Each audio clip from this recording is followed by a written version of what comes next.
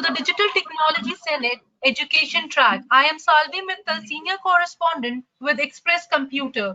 Before we go on to our next panel discussion, I would like to read out a few house rules. This webinar is being broadcasted live and will be available as on demand on our website. This is an audio-video webinar. We will have poll questions in between. Request you all to participate. We will have Q&A at the end of each session. You can send in your questions using the question text box. If you face any technical issue, please send in your issues using the question text box. If any of your questions are unanswered, we will connect over an email. Now, with no further delay, I would like to invite our next panel discussion, which is on best practices in ensuring seamless education amid COVID-19. For this, we have Dr. S.S. Mantha, former Chairman AICTE and Chancellor KL University. Rahul Puri, Head of Academics, Wrestling Woods International. Professor Nandatab Abraham, President, Pearl Academy. Dr. Vikas Singh, Executive Director, ITS Education Group. Sitaram Venkat, Director and General Manager, Corporate Business, South India, Dell. And the panel will be moderated by Dr. Satyendu, COO, ODM Educational Group.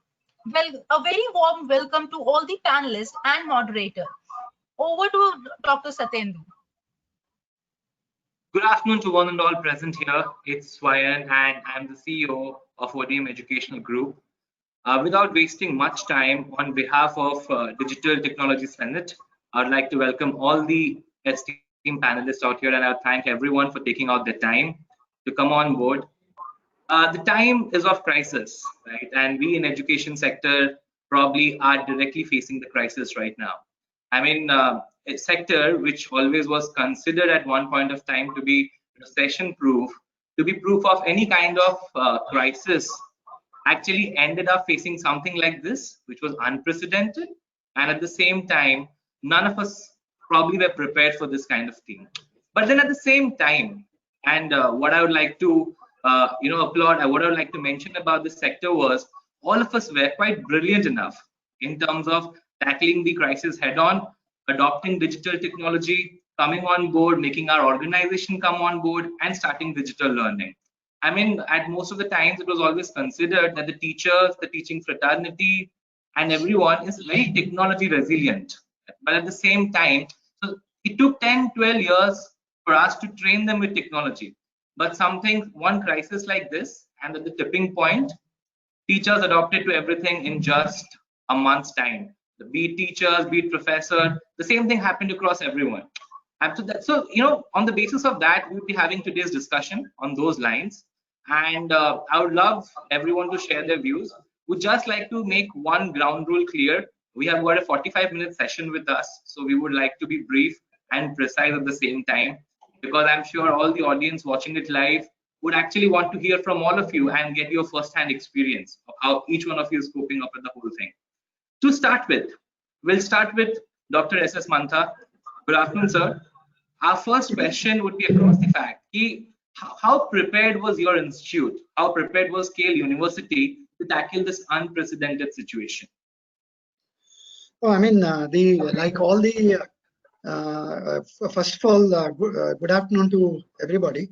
Like all pandemics, there will be a change. I mean, these kind of pandemics will always change the course of our living, and we must be innovative to overcome those challenges. And engineering being an applied science, everything of that cannot possibly be virtual. So there are even the other facets like art, science, commerce, they also have to come on board in times to come. As far as KL University is concerned, we had introduced about 6 months back the kind of hybrid learning seamlessly built into the curriculum. What it means is out of the curriculum in every single semester, a certain coursework is made mandatory to be done online. and therefore the credits that a student, the credits that accrue will be treated as equivalent to those that possibly will be got through face-to-face mode. So therefore, the student problems of credit equivalence and all that was taken care of, and therefore every student had to go through a one course online and also go through the continuous evaluation, because these modules are very small, possibly 15-20 minutes and things like that. So a multitude of those courses will come together to make the total content. And the university had subscribed to Coursera that point of time, and every student gets access to those courses. Besides that, what the university also has done is every single semester, every student gets an option to also go through an audit course, and that can be anything from the entire suite of courses that Coursera offers. So the student interaction has been very, very good. Their feedback has been very good. They've accepted that as a part of the system.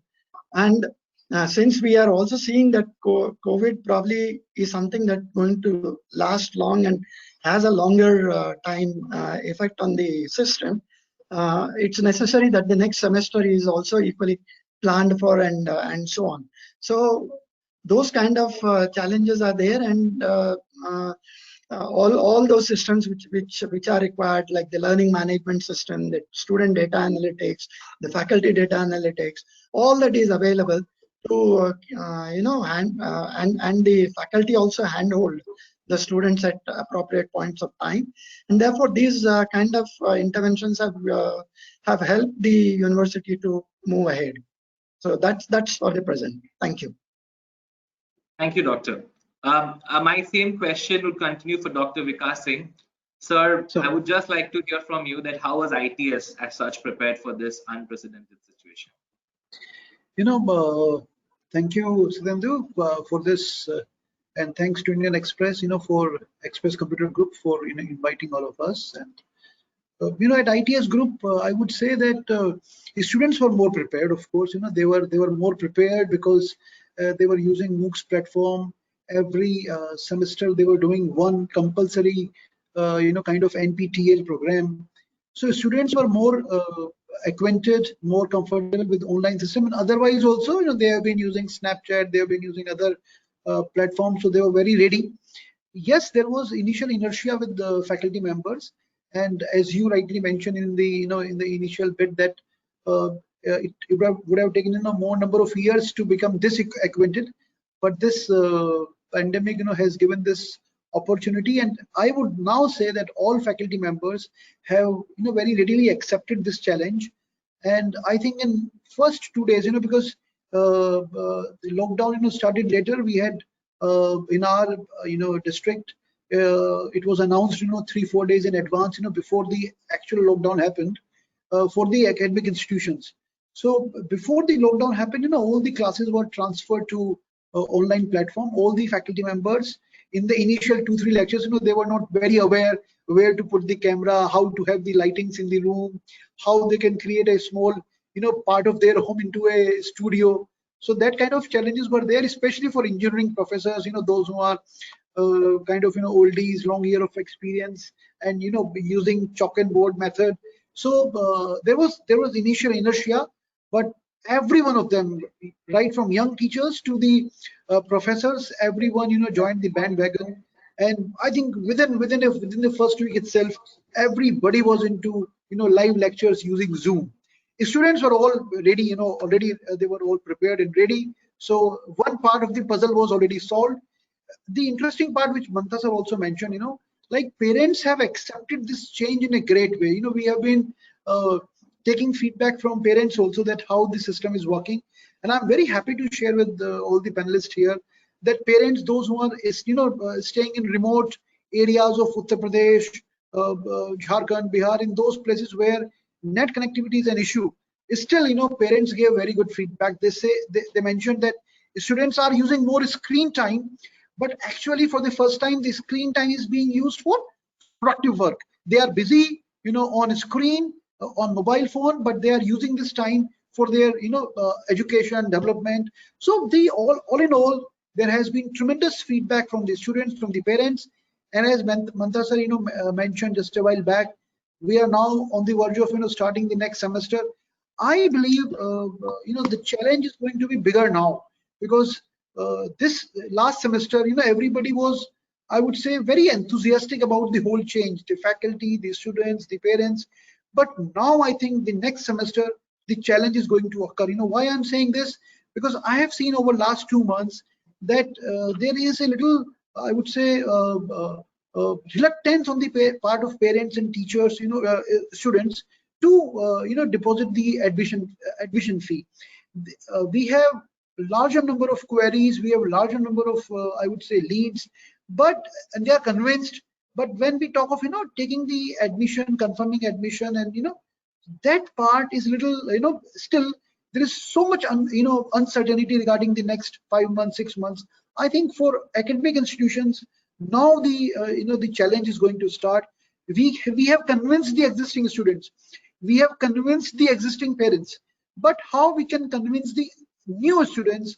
How are we going to convince the new, the parents of new students that yes, this is a very tried and tested platform, and there will not be any compromise to the learnings of the students? This, I think, is going to be a challenge now in the times to come, in the next 2-3 months. This is what Satyendu, I see right now. Last semester all good. Now the challenge is going to be bigger and far more, having bigger reaching effects. Dr. Vikas, I actually could not agree more with you on particularly the two things that you talked about. First, the challenge which seemed bigger at the first place was easily managed by cooperation of the teachers, the parents, the professors, the students, and everyone. And of course, there is a bigger challenge that's coming ahead that's there for us. But I would also like to contribute here that the way I think all the institutes managed to scale through the last one semester, the last one quarter, I'm sure we have become that adaptive that we can probably do some jazz and go through this semester and this quarter as well, particularly. So yeah. So my point was that existing parents, existing students, they are convinced that this model is up and running. But I was referring to the new students who have passed out from schools and now they would like to join higher education. I'm talking in their reference that they need to be convinced that we have tried this model for last 3-4 months and now it is up and running, and there will not be any compromise to your academic learnings. That is what I was trying to mention. Fair.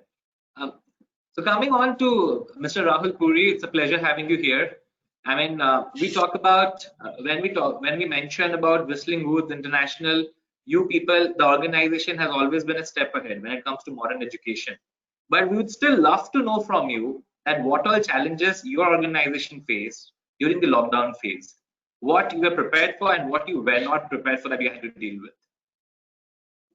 Well, I think we have similar experiences to the other panelists that they've just mentioned. I mean, very quickly we had to move from our traditional methods of teaching to an online teaching system, and yeah, I mean, the challenges were there for all of the faculty. I think as Dr. Singh said, the students were pretty well equipped to log on and understood the system pretty well. We used Zoom as our basis. So what we also did was through our learning management system, we very quickly uploaded all of our teaching resources in terms of workshops, master classes, all of those things as a repository mainly to try and use in our online teaching. It is more challenging for us because filmmaking, fashion, media arts, even acting, animation, all of these things are essentially tech courses, and they're courses that sometimes, particularly in the last couple of semesters, require fairly high-end equipment, which all students don't have naturally with them. So, we had to make a quick sort of distinction between what we were going to be able to teach online and what we were going to have to defer. we have deferred some of our important classes, which we will be taking now in this semester, rather than having done it in next semester, because again, there's no way to get that experience of filmmaking where people don't come together. So those were some of the main challenges for us. I think, though, that you know, what Dr. Singh said, I completely agree. You know, the challenge for education institutes is coming now. I think students, even existing students, took to online learning as a bit of a novelty. But you know, now I think that there's the increasing uncertainty is leading to increasing frustration at the system, and you know, students want to get back to college. You know, they wanted to come. People don't just come to college for obviously academics is a huge part of it, but they also come to college for their experience. They also come to college for, you know, their personal and social learning. And I think that's the aspect that students are beginning to miss out on. And you know, we've got a large challenge now with a new batch coming in. Which we may have to do their, all likely we'll have to do their orientation online. And that's a huge challenge because the students don't get to meet you in person. They don't get to meet each other in person. These are challenges that, you know, are going to become more and more important to deal with, you know, so that we are online, and we will be certainly in some kind of hybrid manner for the next 6 months as well. We've planned our curriculum out in that way because we're in Bombay, obviously social distancing norms are going to be much stricter here given the situation. So we've planned out our curriculum to take a lot of the big classes and continue those classes online. But then we will have to think of how to bring that experience part back to the students so that camaraderie, that peer group begins to come together. Those are the challenges. I think the softer side of online is what people have to really start thinking about in terms of how to make the experience worthwhile. Completely agree with you again. And you know, when we're talking about Whistling Woods International, this was something that was there on my mind, that most of your curriculum includes a lot of experiential learning. And how was that being managed? Because not in your case, it's the use case of experiential learning is pretty high in institutions like ours. It's there, but on a very limited scale. But no doubt about it that you know, online can, of course, academics can go online, but students come to school for a lot, or the colleges for a lot of other things, and that experience is actually missing. But then right now it's very interesting that we have Mr. Sitaram Venkat from Dell with us, and Mr. Sitaram, I would love to know from you that what all Dell is doing right now as a part of the modern approach to help all the organizations across the country and the globe in terms of teaching and learning. And is there anything that we can expect at all when it comes to experiential learning, and something where we can probably try and replicate something online? So anything across that, we would love to hear from you, Mr. Siddhar. Hey, great question, Satyendu. Good evening, all. It's great to be here, part of this webinar today. See, at Dell, starting from our founder, fundamental belief is technology has always been about human potential, enabling human potential. And if I associate that with education today, I think it perfectly blends with this vision. And to my mind, it's all about continuity, education continuity, right? As Professor Dr. Mantha said, and Dr. Singh, and now Rahul was also talking about it. The whole thing is changing to collaborative learning and experiential learning, etc. And technology becomes a pivotal role here. So far, we've seen kids, and being a fellow parent, I can tell you, not being a Dell representative, you know, so far technology for children, at least not the grown-up higher education, but at least the other side of children, we've seen technology used in an uncontrolled, unmonitored environment. I think with this, the whole thing has changed and they're completely getting into learning. And Dr. in what he said about students and faculty quickly shifting and adapting to this. I think this is the way forward. What Dell is doing at the back end is we are ensuring that to provide a continuity education, you need the right infrastructure. You will need to consider the right access systems put in place. You will need to look at collaborative learning, new methods of teaching, leveraging tools like data analytics, as Dr. Manta rightly pointed out. These are becoming extremely critical, and you need a technology provider who can come and put this together in the institution and set it up as a backbone. Not to say the least, accessing content and in a secure manner becomes even super critical, right? That's where the cloud solutions and the security layer comes into picture. I'm really happy at this point in time to say that we've been very active. We ourselves moved into this model pretty fast. We've been used to this kind of a remote working model for a very long time now, and looking at how this industry is transforming, is well to serve the education and putting together all these ingredients which are essential and critical today. Hope I could answer you, Satyendra. Yeah. Thank you so much, Dr. Sitaram. Mr. Sitaram, sorry, my bad. All of us are in a senior position in each of our organization, right? And when we talk about organization culture in an educational institution, organization culture is much more than just academics. It's about managing those dynamics between your academic and non-academic teams.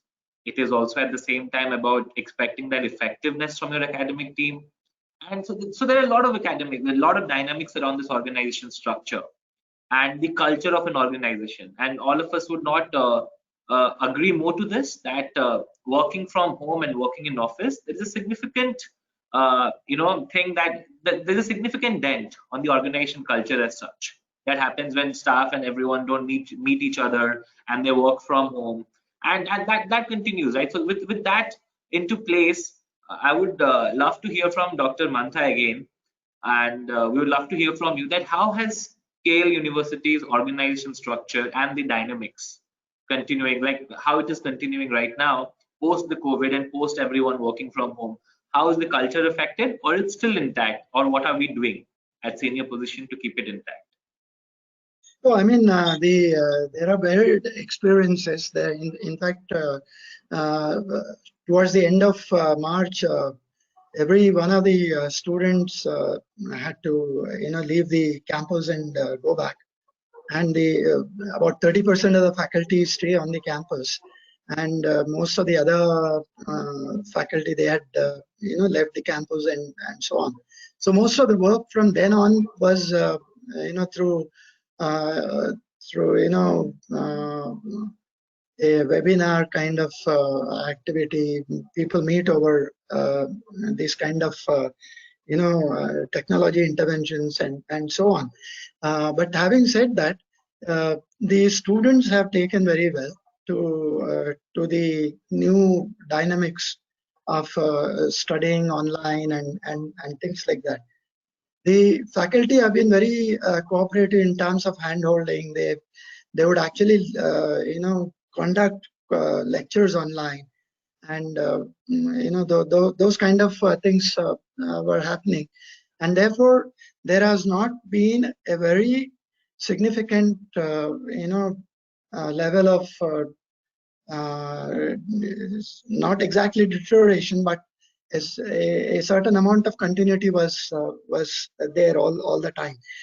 So working from home, there are certainly issues like probably the security, and people use virtual private networks, and maybe they will have to move into that space sooner than later.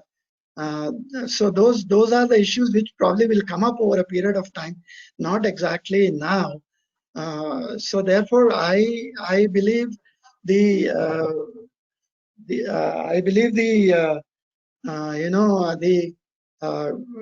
acceptance of working from home as another norm in the new new dynamics that is setting in, and people are now open to asking more questions as opposed to when they were around in facing person to person. The shyness factor is actually gone now. People are more into probably because they're not meeting each other and things like that. And for this is true for both students and employees. And this again brings in a new culture probably will set in over a period of time. But being a technical institution, I would only want to say that not everything can be virtual. Not everything can ever be virtual in this space. So therefore, there must be, with the social, distancing norms set in, when the new academic sessions begin, we all need to bring in a different set of rules, and maybe half the class working, maybe the university itself will have to work twice the, in two shifts and things like that. But all in all, I believe work from home is a different experience, and the ability of people to concentrate and work on something without getting disturbed and without getting, spoken to by other people at home. I mean, those are the kind of things which will come as challenges over a period of time, and we need to find some answers for all that, apart from the technology aspects which are there. True. Thank you so much, Doctor. And at this point, I'll take 1 minute to welcome Professor Nandita Abraham with us. Professor Nandita, welcome to the panel. And just to introduce you to the audience and the viewers who are out here, she is the president of Pearl Academy, and we are extremely privileged to have her with us. Professor, I just quickly ask the same question to you. I mean, with remote learning, when I talk about Pearl Academy, a lot is based on experiential learning. It's about teaching through experience, learning through experience at the same time. But I'm sure with the current crisis, your teachers also went and adopted remote learning practices. So, and your professors went and did the same thing. But at the same time, I would like to understand from you, do you think with your academic fraternity practicing remote learning, are they more effective back at home, or they were more effective back in while they were working at the institute? That's a very interesting question, and I think that things are going to change. Like how we were working at the institute is going to change also in the long run. I think we're going to find the best way to do every kind of teaching. We were already on a learning management platform with face-to-face, synchronous and asynchronous learning, but then of course suddenly this whole pandemic happened. But what we found is that there's a lot of 3D software that they're being able to teach better online also, because students, even on Blackboard there's like a whiteboard and you can see it can be interactive also. So the way I see this work from home and study from home, I think that it's going to change overall. For every student, we are actually in the process of setting up a study from home studio, because even when they graduate and they become designers, they will need to have access. So everyone has already got the entire Adobe suite. We're also trying to create, say, for the fashion students, what they need to have in their home. And we're looking at the same for faculty. We have already started delivering chairs, so that you can be comfortable. You have to set up an area. And I think companies around the world are creating offices. But I don't think that creativity or creative education should be completely online. We need to be face-to-face. It's just that there will be, I know this word is used a lot, a new normal, and we will be face-to-face for those things which are best taught face-to-face. But what's amazing is that we found that some things can be best taught online. I'll just give one example. We have 6 campuses across India, and now we can have the best teacher who may be sitting in the Jaipur campus actually take a class across. And today we found that we can have faculty from around the world. We don't have to pay for their airfare, their hotel stay. They don't have to have huge blocks free in their agenda, in their schedule, which they plan for a year ahead. So there are good things that we can also adopt. Completely agreed again. I mean, I think that's where I think all of us would resonate that we as organization thought leaders, we also had an inertia to practice and adopt to new things. Probably at this point of time, we are also exploring new dimensions altogether that, okay, this can happen, that can happen. So there are a lot of opportunities as well. Completely agreed to it. Coming back to Mr. Rahul Puri, my same question will still stay, and we would love to know the same question, like the answer to the same question in context to your organization. How do you think the communication and the effectiveness has been all throughout? I think it's been very good, actually. I think one of the things that we've done a lot is to constantly keep meeting online. So all the different departments have constantly kept in contact. We've made sure that all of our faculty, all of our staff are connected, whether that was delivering laptops to them in their houses to make sure that they could get online and participate. I think that has helped us greatly to stay connected with each other through this time. I mean, I know that we've had faculty meetings, every week. As many faculty that could join have joined, so that we've discussed learning feedback, because online was new to us as well, and for many of us. And I think that sort of helps to breed that sort of culture, that sort of spirit, that yes, okay, you might be isolated at home, but there's always somebody who's there. You can always sort of get on a call, you can always get on the phone. I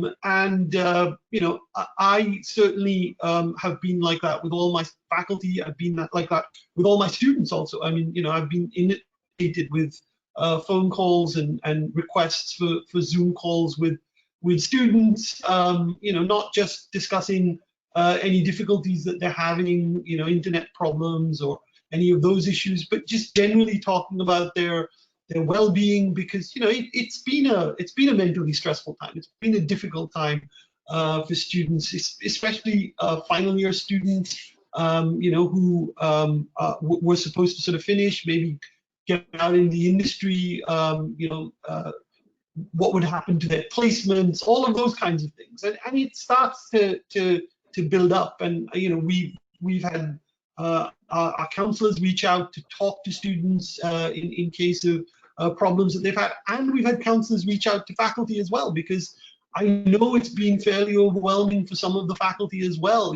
All of a sudden you're doing a Zoom meeting, there are 40, 50, 60 students, and you're all of a sudden much more aware of trying to keep them focused and concentrated. If you're in a face-to-face class, you know the rules of engagement in that sense.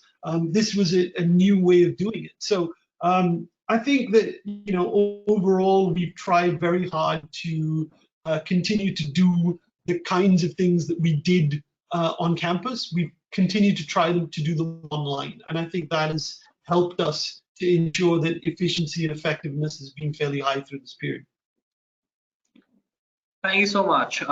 Moving on to my next thing, and that's because we have a representative from Dell out here, Mr. Sitaram, I would love to make all of us, all the educationists who are watching this and who are a part of the panel, all of us aware of what kind of new technologies do you foresee that educational institutes can adopt, that we can learn from, and that probably Dell can also help us with in this COVID pandemic situation? Yeah, great question. I think, as I said, this is becoming the need today, and that's going to be the backbone. It starts with the device, because fundamentally that's where we will want every student to have access, right? And then from device it expands to the connectivity, to the network, and Dr. Mantha talked about VPN, cloud, where you can access content, and looking at collaborative platforms that are available. It's an ecosystem. So every institution should think about putting this ecosystem together. That will enable students as well as faculties and teachers to work in a highly collaborative environment. The power of technology will help them reach, and Dr. Nandita gave a classic example. The best teacher can sit anywhere today and talk to all the students, which otherwise wouldn't have been possible so easily. I would say this is a time to also bring in some industry folks and give access to students to hear from them, and they are available at ease, right? You don't need to go and block calendars, get them travel, etc. So that's the ease. You will see a lot more coming in from Dell very specifically. We have a session tomorrow, and for all the participants, we're going to show very specific on online to enable online learning. What is that we are doing, how we are bringing the latest and the best. We are one of the industry leaders, and we've been used to this scenario for a long time. So there is a lot of preparation that has gone on the background from our engineering teams, etc., to bring in some features which are extremely, I would say, user friendly, highly easy to use. Features like touch enabled devices, features like antibacterial keyboard, looking at the safety and all that nowadays. A lot of things that are coming in. I don't want to make this a sales pitch, therefore I'm keeping it at a high level, to say that a lot of interesting things are ahead. And one of my colleagues, who is the product manager of these technologies, today will be talking in detail, enabling all the audience in this forum to understand what to choose and what will be the best way forward to manage this situation. So I would like to say work from home and study from home has already moved to work at home, study at home, right? And it's only moving further. So I think it's going to be a journey, and that's where all of us have to be prepared and work together as an ecosystem. Back to you. Yeah. So we're in the last phase of this panel discussion, and towards the end, I would like to ask one simple question to all of you, and we'll start with Dr. Vikas out here. Dr. Vikas, I want to hear 3 things from you that you think that once situation becomes normal post-pandemic, once people start coming to colleges, institutions, and everywhere, what do you think will be 3 things that we would be adopting as institutions that we had not adopted earlier? So 3 top things on your head.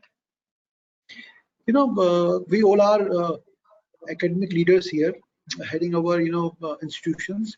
I would say the culture is one very important part for any organization. I think there is going to be a big change in the cultural aspect, I would say.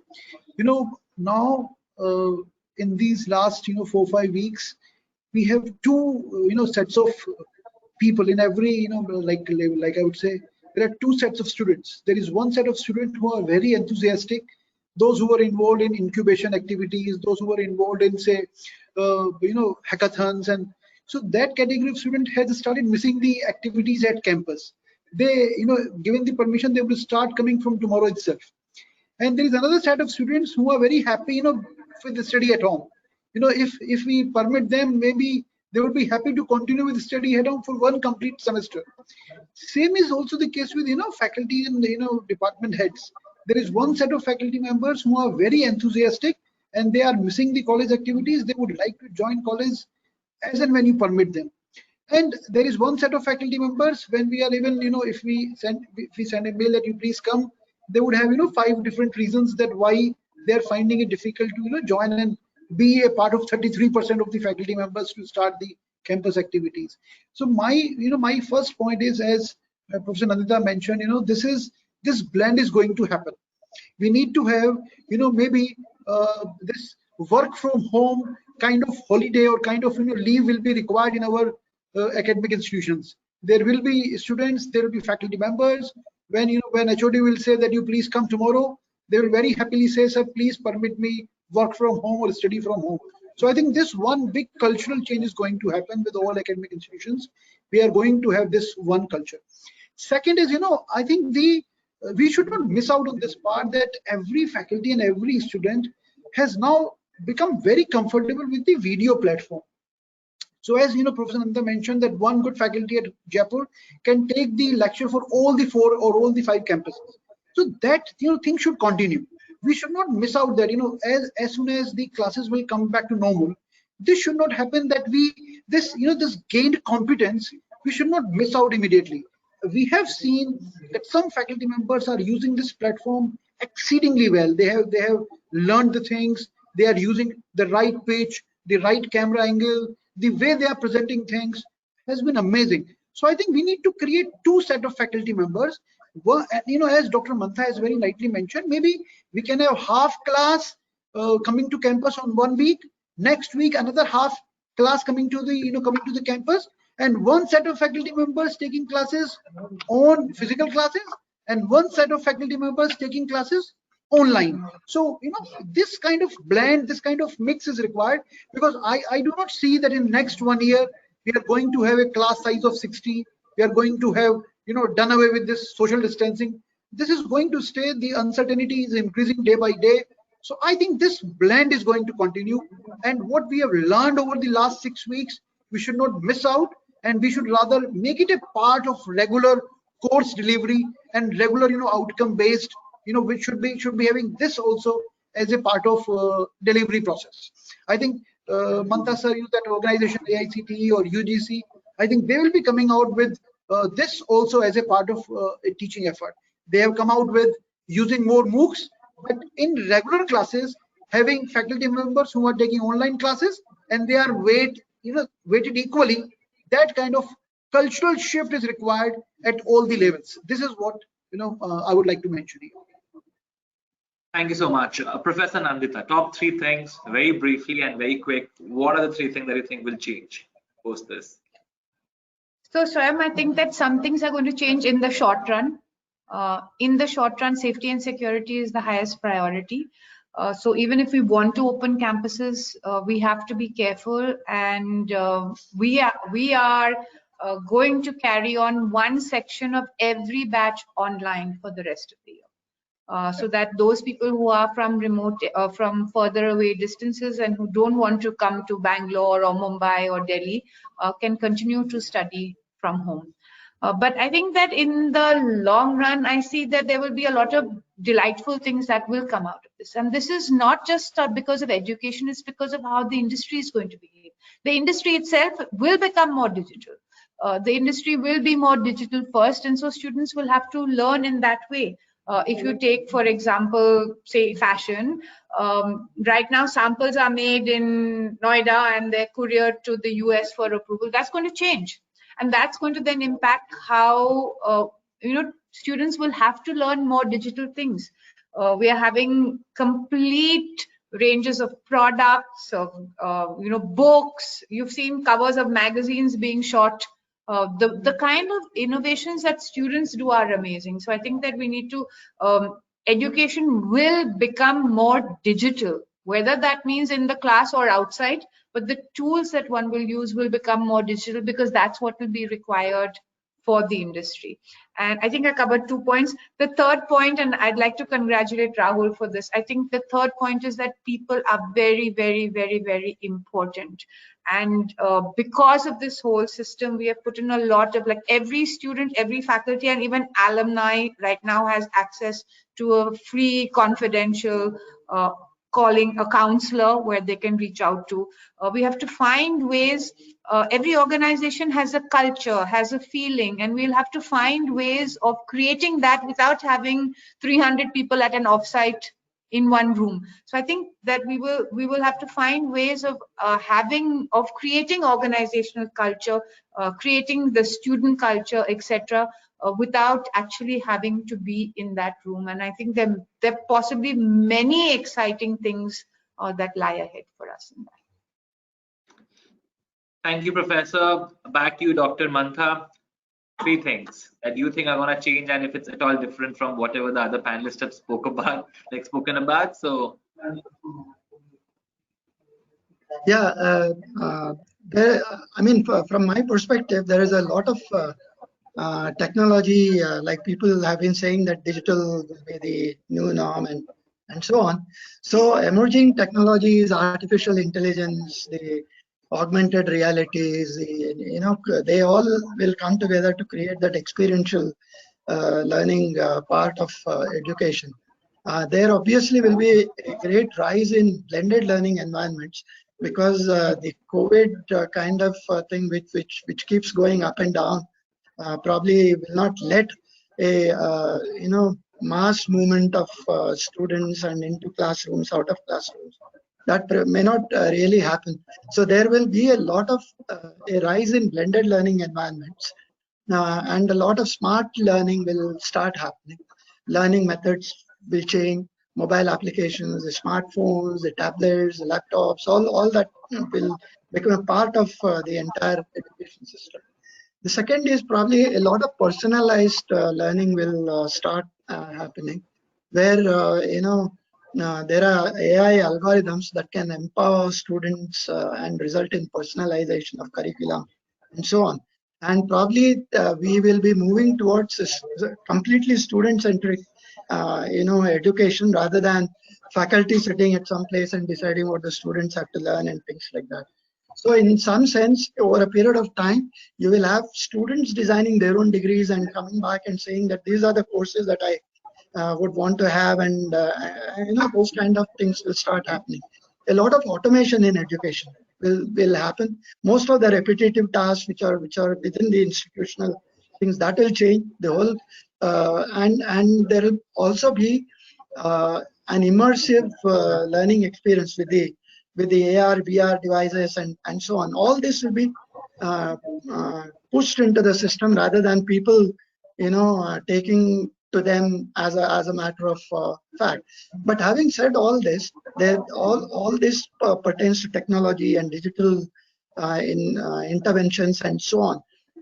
Having been at AICT for a long time, I've also seen several institutions which will not be able to make this grade, and therefore there must be a handholding that comes from the regulator side, from the government side, in order to provide these institutions with the wherewithal to meet those challenges that will obviously be there in time to come. Thank you.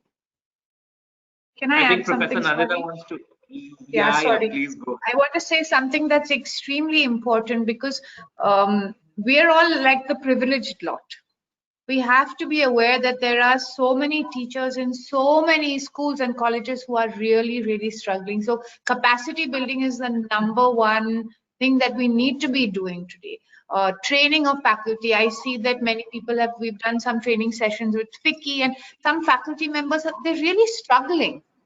So I think I just want to put that on the table, that capacity building in online teaching and learning is extremely important, not just for the likes of us, but for all the way out. It's time to just reset what it means to be a teacher, and we have to support that. That is absolutely true, because if we talk about the education fraternity as such, I think 95% of people belong to that category where the upliftment is much required. And as Dr. Mantha mentioned, our regulatory bodies and intervention into the whole process is highly essential and can't be done away with at the same time.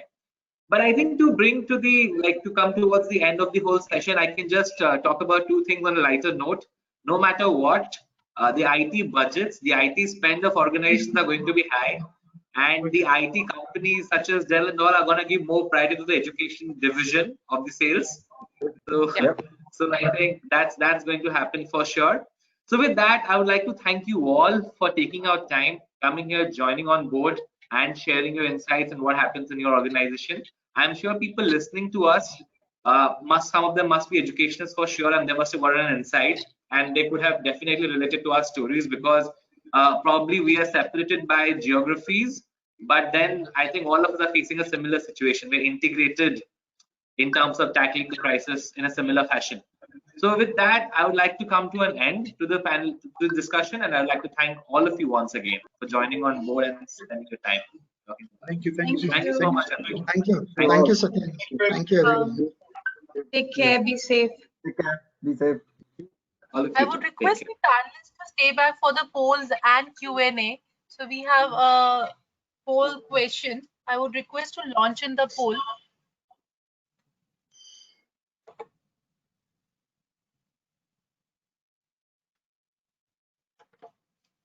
Yes, the question here is, which tech trend is here to stay in India's higher education institute? The options we have are: first, blended learning; second, flipped classrooms, third, app-based learning, fourth, virtual labs. So I would request any one of the panelists to probably comment and give the give some guidelines to the audience. I think we would love to have Mr. Sitaram contribute here because you belong to this industry and then you know more about this. We'd love you to highlight what are the 4 things and make our audience aware of the same thing. I think it's going to be a combination of all of this. Very difficult to pick one, but I would say it's going to be collaborative, immersive learning in the new normal. So if I were to pick one out of them, I would definitely look at blended learning. Okay, thank you so much. So as the audience are responding to the question, I would also mention that the floor is now open for the Q&A session. So kindly use the question text box to put in your question for the panel.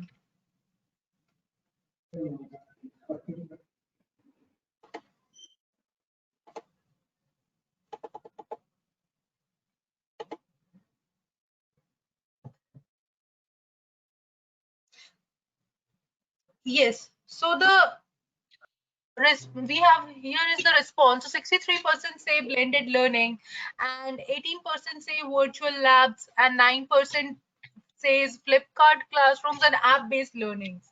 So, Mr. Satyendu, would you like to comment on the responses? Yeah, I think it's pretty obvious that everyone. I'm pretty surprised to see that blended learning is a preferred option, and that brings something to light. That is that the people voting for it are pretty learned, and at the same time they're aware of all the terms. Because as Mr. Sitaram pointed about it, about the fact that collaborative learning and engaged learning are going to be 2 things that are going to stay for long in the industry, and they're only going to stay. Flipped classrooms, app-based learning, of course, I'm not denying their existence in the long run, but blended learning is the future, where you collaborate teachers, parents, students, professors, academic managers, and everyone together, and then that is how the organizations are going to grow in a long run. In fact, I also see blended learning staying as a tech trend in higher educational institutions going forward. Sure. So now the floor is open for the Q&A. So I'll probably read out one by one each question, which is coming from the audience. So the first question is for Dr.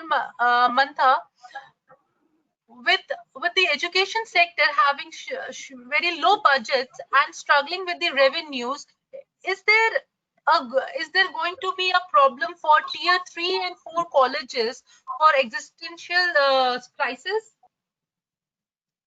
No, I really don't think so, because purely an online learning has certain value proposition, and they must be, in order to truly be effective, they also need handholding from the faculty and so on, and these sessions must be interactive. Like, for example, what is happening now, there must be a chat box where somebody takes in the questions, replies, and things like that. So I don't think people saying that someone will become redundant, or the teachers would have to face some problems and things like that. I don't think that would be happening. Yes, there is a different. There is a lot of pedagogical changes that are happening. There will be a lot of cybergogy that's going to happen. There is a lot of directed learning, or routogogy as we call, that is going to happen. But all these things are successful only when they are handled at appropriate times, and the doubts or the questions that people have are cleared at the right time, and that requires people to be there at the back end, or whatever in that interaction. Correct. So the next question is, how do you see future of learning, and how policymakers need to manage for improving academic excellence in their institute post-COVID? So I would request, Professor Nandita, if she could comment on the question. Sure. Can you just repeat the question again? It was about what policymakers, can you just say that again? Yeah. So what is the future of learning and how policymakers can manage to improve academic excellence in their institutions post-COVID?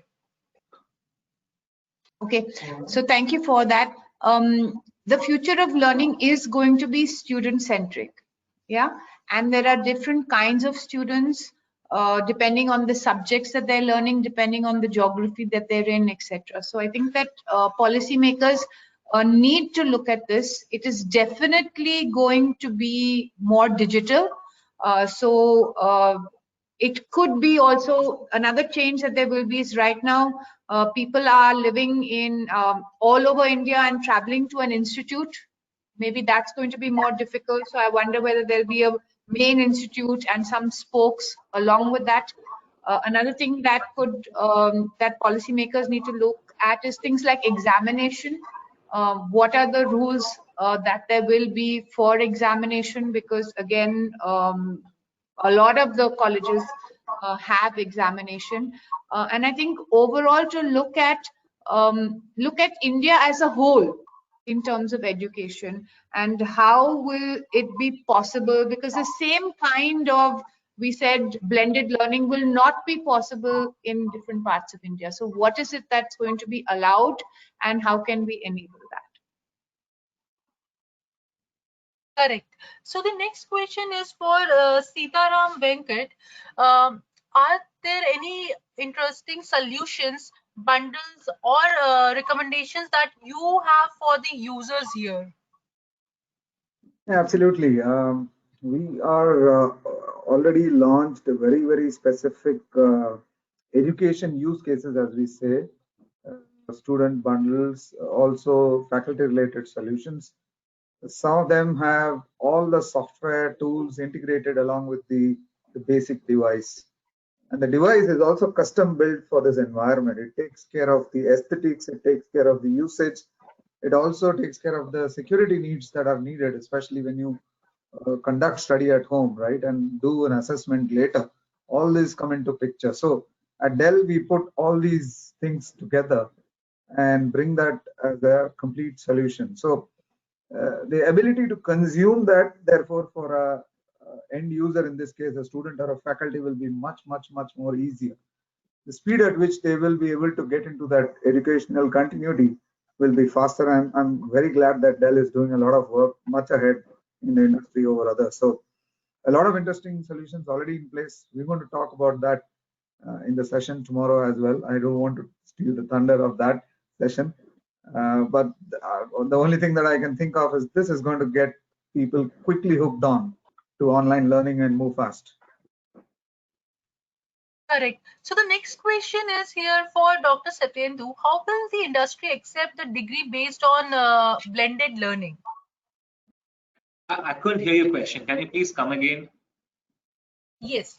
How will the industry accept the degree based on the blended learning? See, I think I'll compare it to two different scenarios. Had COVID not happened, the degree of acceptance would have been pretty low. But when you compare it to that, today as such, be it educational institutes in rural areas, semi-urban areas, or urban areas, the degree of acceptance is going to be much higher than we could have thought of. That's one thing, that's for sure. But then, if I just assume the COVID pandemic to be the thing right now and then talk about the future, the degree of acceptance, as we pointed out, is going to be very different. I mean, all of us who are presenting certain organizations here, we actually belong to a top cream layer of organizations, and we'll have to accept that when it comes to funding, when it comes to revenue, when it comes to student demand, we are actually represent the industry leaders across various domains. We have the budget with us to afford blended learning and then accept it to a maximum extent possible.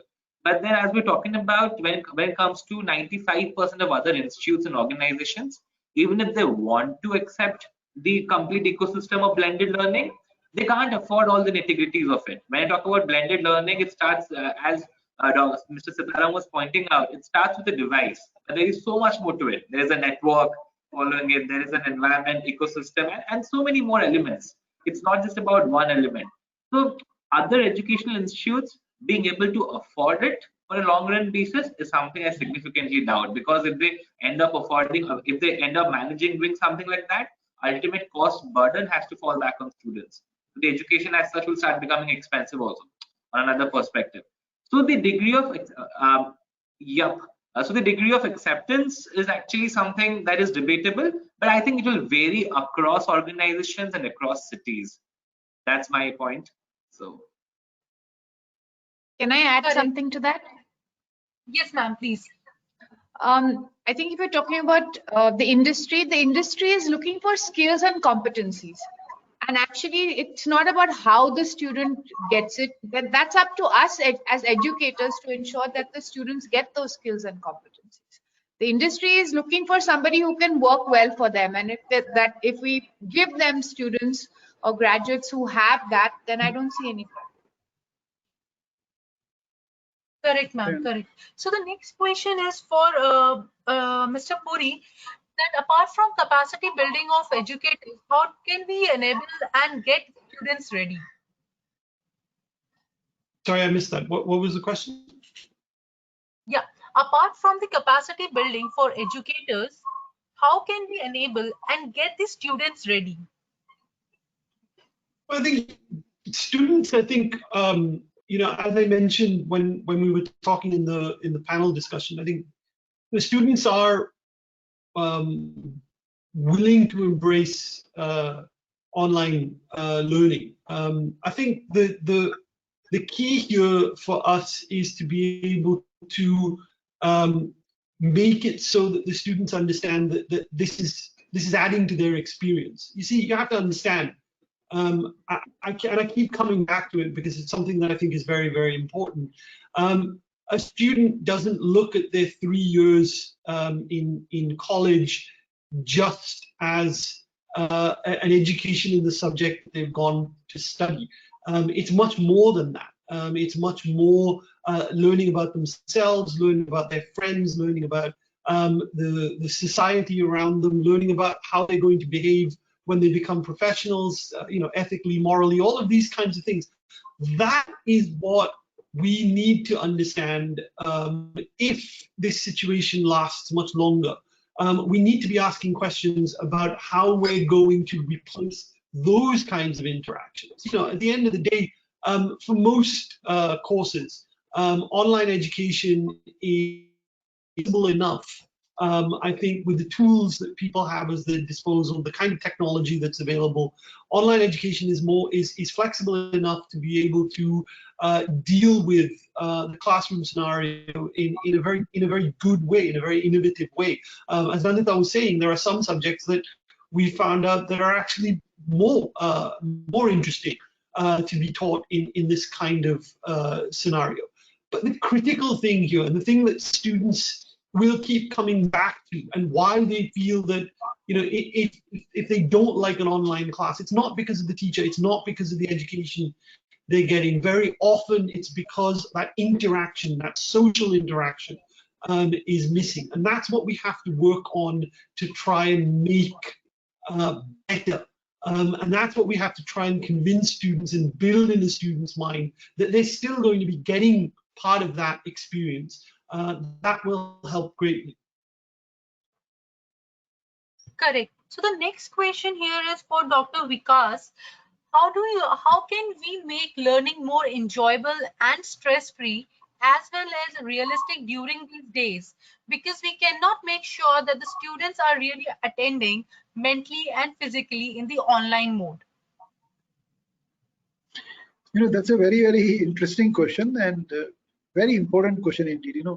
I personally believe that the focus is now going to shift from teaching to learning. Like earlier, the department heads, the college directors, in the group, they were more focused at teaching. How to make timetable, the learning outcomes, the session plan, the lecture plans, and all those things. I think from that, the shift is going to be a big shift is going to be to learning outcomes. So from teaching to learning, and for learning, engagement of student is very essential. So there are, different ways, new ways now in which faculty members are engaging students. The faculty members have created their consulting hours, in the evening. From one faculty is available from 3 to 4, one is available from 4 to 5, one is available from 5 to 6. The students are going and meeting on Zoom to those faculty members. So engaging students, making small class tests, and like you are doing in this webinar, you are polling questions. So maybe polling questions side by side, along with your lecture, to ensure that students are engaged in the in the learning process. So this is going to be a very interesting area, and good teachers who are presentable, who have good communication skills, who are I would say enthusiastic about this big change, they will come out very successful in ensuring learning to the students, and the students will also accept them very well. But if you are old fashioned, if you are not ready to change, if you are going to use your old techniques, then of course students will not be very happy and enthusiastic. I think it's a big time, and as Mantha sir mentioned, the hand holding for the college and training of the faculty members so that they are the competency is developed for using this this kind of platform is very essential now. Only then students will be engaged, because in physical class where you are available face to face, their engagement is a challenge. Online class, the challenge of engaging students is magnified. Good teachers are going to come out excelling in this as well. So but we are going to have good interesting times ahead. This is very sure. Can I add? Yeah, Yeah, yes, sir. I mean, like all things evolving, the content creation and content development will also evolve, and technology is going to make a big difference there. For example, gamification is an excellent strategy for student engagement. It's extremely difficult to, in an asynchronous mode, you don't even know whether he's listening to or engaged enough and things like that. So gamification can actually motivate students to learn by using, video game design and game elements, and in set in learning environments. And the goal is to maximize enjoyment and engagement through capturing the interest of learners and inspiring them to continue learning. So therefore, that part of the, it's something like saying you make learning fun. So that's probably going to come in as a feature of technology more than the faculty or the teacher's ability to put things together. So that's something that's going to happen in future in content design and development. Yeah.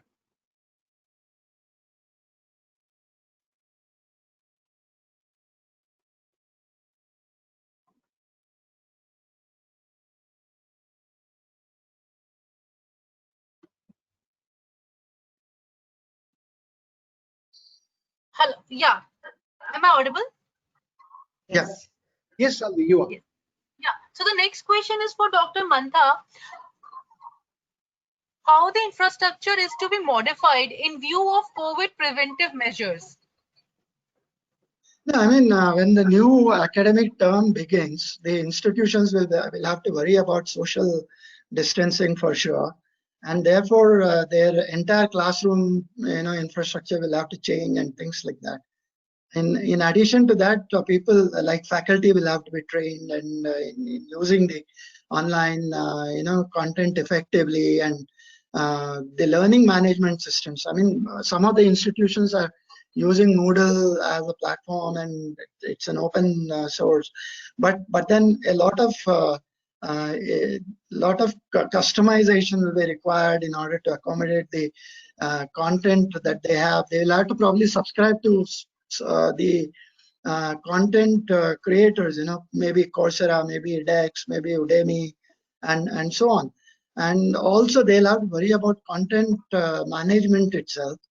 Some of the learning management systems like Moodle or Canvas or Blackboard, they all provide you a lot of data analytics and facilities for that and so on. So the infrastructure has to move on two levels. First is the physical infrastructure, where you look at the social distancing norms that are required, So maybe you'll have to run the institute in 2 shifts, maybe call them, half the class can come in. They will have to maintain those distances. That's one part of the story. The second part of the story is actually the digitization, the digital tools which will have to be used to provide an effective learning. The other important point when there was a question on the regulators and what they would want to do and so on. There are 2 important factors here. We have been talking about blended learning, but the point is how much is that blend between the the face-to-face content and the online content which is going to be effective. So that's a big challenge, and the regulators will really have to come into this. The point is about 30-70 would appear to be fine, but there are again it's a point of debate and understanding of the technology and so on. And the second point is on the credits. Now there are several questions where people are asking as to the credits obtained in an online medium, are they really equivalent to the credits that I acquire in a face-to-face learning mode? This question has a very important bearing, because there are 3 universities which have been sued in USA by the students, and it's been argued upon by the best of the solicitors there.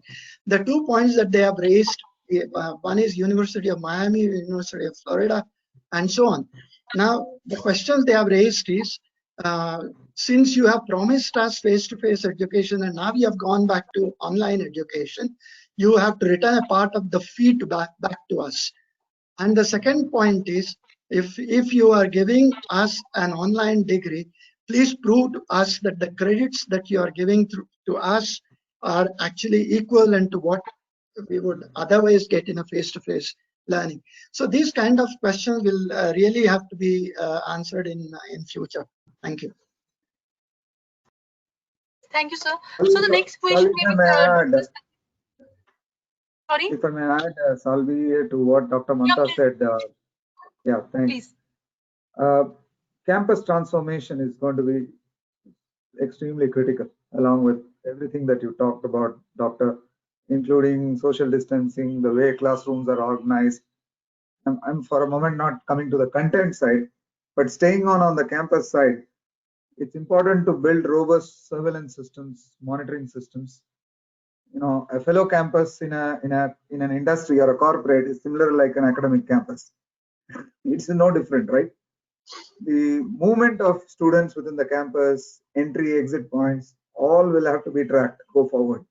That's a very, very important area that you got to consider putting a lot of automation and keep at tracking all time on a real-time basis through a response system. You can call it a central response system that you can set up within the institution.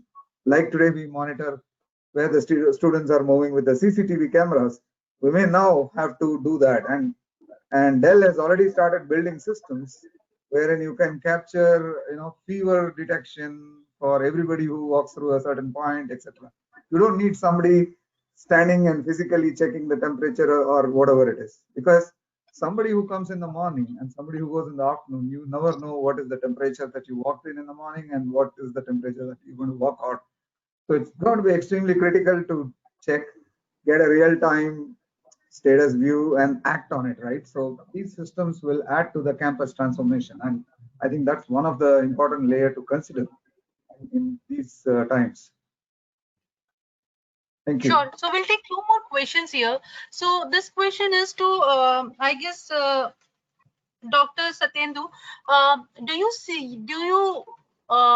the use of all these technologies help us reduce the cost of education? How all the institutions will be able to invest in the infrastructure? Will it again increase the gap between urban and rural learning situations?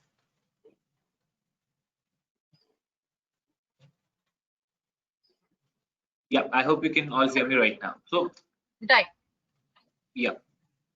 See, actually, the cost never, with my experience so far, the cost will never get reduced. I mean, if the cost gets reduced somewhere, the infrastructural costs do get reduced, the technology cost will get added on, and then the whole thing will get nullified altogether. I mean, at one point, if I start using technology, of course, I use less of electricity, I use less of my infrastructure, less of manpower. There are situations where professors travel, teachers travel, those costs will get reduced for sure. But if I'm talking about adopting technology, there are subscription costs, there are network costs, there are server costs, and plethora of other things that I have to pay. So it's at the end of the day, it becomes pretty, everything gets nullified. That's all I can talk about when it comes to cost. When it comes to the gap between learning, see, adopting the right blend of online and like digital technology, like technology into learning, is definitely going to give an advantage to every educational institution, and that comes at a cost. So if today urban institutions are able to do that, and they get that right blend of technology into the learning pedagogy, then they're of course going, in the gap between the urban and the rural learning system is going to actually further expand, and it's going to stretch further, is what I believe. That's not a very good thing to hear about or talk about, but then that's what I foresee also happening in the near future. Right. So maybe to this question, Dr. Vikas or Professor Nandita can comment. What will be the lab assistance in case we continue online? How will colleges manage on practical, practical skills? In some programs, lab, you need to have some lab experience there in the lab itself. You need some equipment, some tool, you need some salts, with which you can perform the experiment. I think in those cases, yes, we are going to have more restrictions, maybe smaller batch sizes, 1/4, or maybe multiple lab sessions, so that we can divide, or we can have smaller student groups, and that is how we are planning in the coming semester. But in certain cases, like if you are where it can be replaced with the help of maybe softwares, or with the help of, like we have adaptive testing methods now available, we have those language labs which can be used, or small assessment tools which can be used.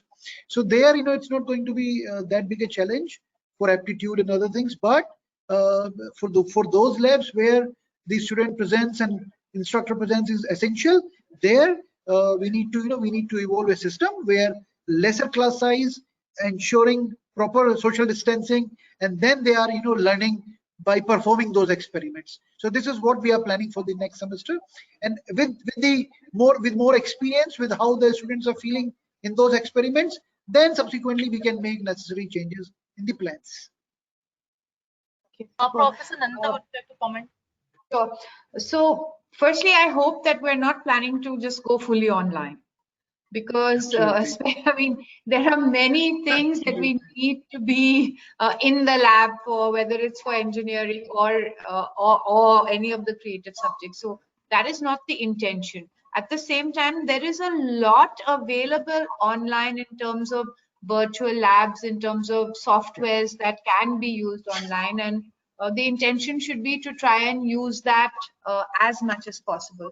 I don't know whether I mentioned before, but what we're really trying to do for the next semester is set up a home studio for every student. So if you know in advance that you need to have clay, you need to have these tools, so maybe we these kind of hand tools, etc. So that it can be, they can still use their hands, they can still create things and prototype, but maybe it's not as good as your 3D printer, which will only be available in college when you come back to it. So I think we as educators need to really rise to the occasion, use the best blend of technology and also hands, and see how it goes on. But hopefully in time we'll be able to have as much experience in the labs as is required.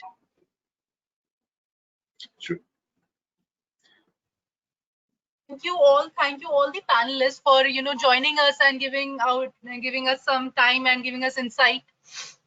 Thank you all the panelists and the moderators, Dr. Satyendu, for moderating this session. Thank you. Thank you. Thank you so much. Thank you very much. Thank you very much. Thank you so much. Thank you so With much. this, we will yeah. With this, we will end our second day of Digital Technology Senate Education Track and request you all to stay tuned with us tomorrow, that is 19th of June at 10:30 for many more interesting sessions delivered by the esteemed speakers from the educational industry. Also, please do visit our sponsors' rooms to check out the relevant content for the education industry. Thank you all again for joining us today. See you all again tomorrow at 10:30. Stay home, stay safe.